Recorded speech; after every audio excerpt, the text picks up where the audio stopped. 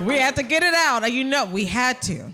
They have to get it out now because we've got some serious stuff to talk about. First of all, thank you so much for joining us today. Thank you guys for having me. You are phenomenal, and I am so excited we're doing this Fireside Chat because while we know that he is Morris Chestnut, he has so many other entrepreneurial endeavors that he is doing, and I think that we don't get to talk to you about this side very often. Right. Yeah, so first of all, if you guys, anybody here watching Rebuilding Black Wall Street? Please, if you're not watching it, please, I implore that you watch this show, the concept of this show, how these entrepreneurs are not only building their businesses within the Black community, which is a hand clap for that, they're doing it from the ground up, but they're taking us on their journey while also taking us on a journey of their ancestors, connecting us to their stories so that they know that the work that they're doing today is not being forgotten, and they are doing all of this for the benefit of the Black community. There have been so many thriving Black communities, and if you're from New Orleans, you know what I'm talking about. Thriving Black communities like Treme that have Black business corridors where they've built bridges and they've done urban renewal projects and disinvestment, and I can go on and on and on, but they've completely transformed that community and shifted that community's demographics. You know, I'm very interested in watching this show. Could we see what's happening in Tulsa? Could we see that being done in urban cores across America? Is this the blueprint? Very much so. I think we definitely can. I think that we will. What kind of impact do you hope that Rebuilding Black Wall Street will have on aspiring Black entrepreneurs who want to do what we see these folks doing in this show? That was another aspect of the show that I was proud of. It's inspiration by representation. Sometimes we have a lot of young aspiring people out there, aspiring minds, aspiring entrepreneurs who really want to take that first step. And sometimes you have to see other people doing it before you really get the courage to sometimes and do that. And so hopefully part of the show is just to inspire, inspiration by representation, in addition to shattering some of these stereotypes of Black entrepreneurship. All right, well, we've just heard these fabulous pitches earlier. Round of applause for all of our young entrepreneurs in the room. Because while we love Morris Chestnut, we are here for you as well.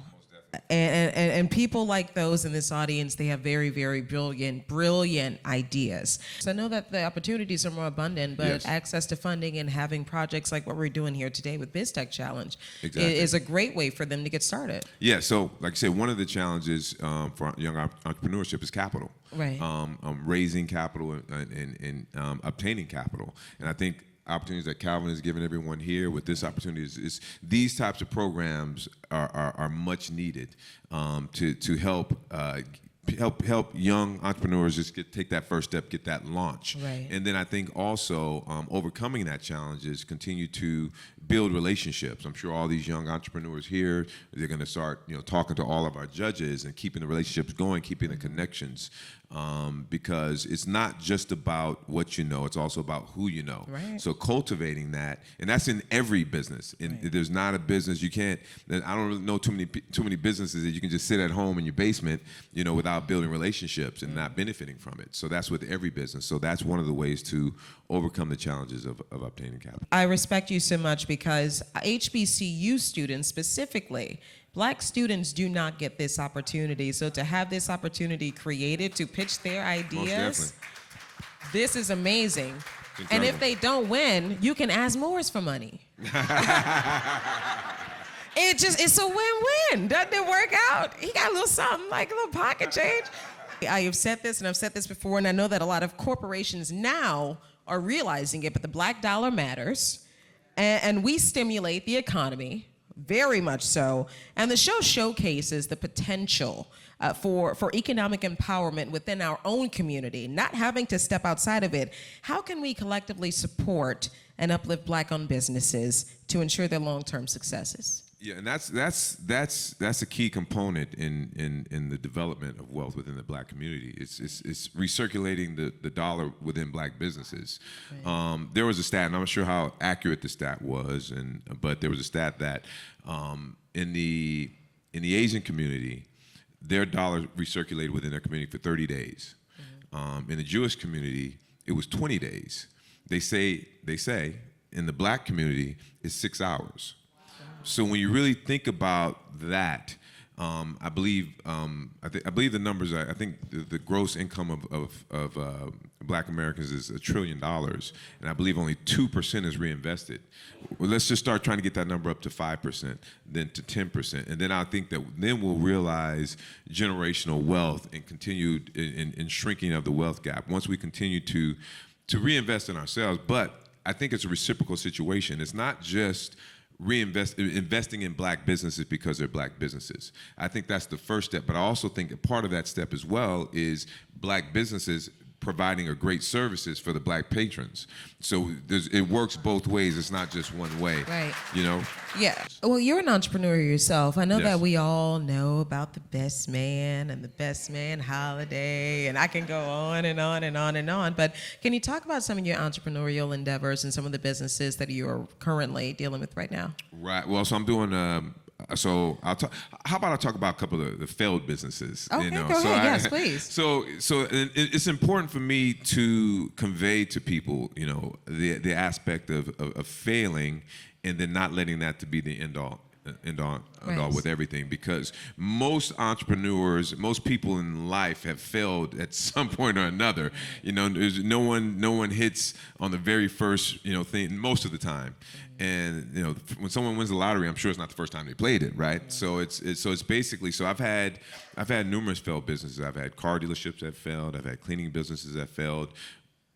The main thing for me is truly evaluating, looking at that failure and saying, why did it fail? And when I did that, when I analyzed that, it was never pointing the finger at somebody else. I always look within myself. Too big to learn anything. Okay. The world is constantly changing. It's so dynamic. Things are constantly changing. Things are constantly evolving. Right. And once you feel that you get to a place to where you're too big or too large to learn, that's when you're going to stagnate yourself and it's going to start going the other way. Yeah, it's hard for a lot of people to keep up, and there are some people who are stubborn and set in their ways. You feel like this is the way that we've done it, this is the way we're always going to do it, and that's the way it is, that's how we succeed. But trying to get people to grow and to adapt to the evolution, even in technology, in business, in the way that we do business, it's all changing. I feel even when one of my business, when I was in the car business, that's what I used to tell my employees, because when I came in, I was trying some different things. And one of the costliest phrases was, well, that's the way we've always done it. That's one of the costliest phrases. So you're gonna have to change that mindset, because look at all these tech entrepreneurs today. Things are changing, things are evolving. Right. Mm-hmm. So whatever your core business is, however strong it is, always look for opportunities to parlay, because I never forget someone came up to me and said, why are you in the car business? Why are you trying to do other things? And I said, well, they didn't ask, are they asking Elon Musk, why is he trying to do SpaceX? Why did he do PayPal? So, they're not asking Jeff Bezos. He didn't stick with the paper. He did, he's done Amazon, he's done Rivian, he's doing many things. So it's important, for me, I feel it's important to just try to parlay your core business into other things. But the more people you let into your zone about what you're doing, the more they can derail you and get you off track and off focus. So I kept a lot of things to myself, only told a couple of people. I mean, to this day, people say, hey, I saw you in a movie. How come you didn't tell me? It's because I've always just been laser focused. I've been laser focused on what I'm doing. And it wasn't, for me, being in Hollywood was never about trying to be the man or be popular. This was something that I wanted to succeed at, so I just kept laser focused and I didn't let a lot of people in. Now, I'm so excited for the winners. I want to see this. I want to see this. Thank you guys. Thank you all so much for having us. Thank you.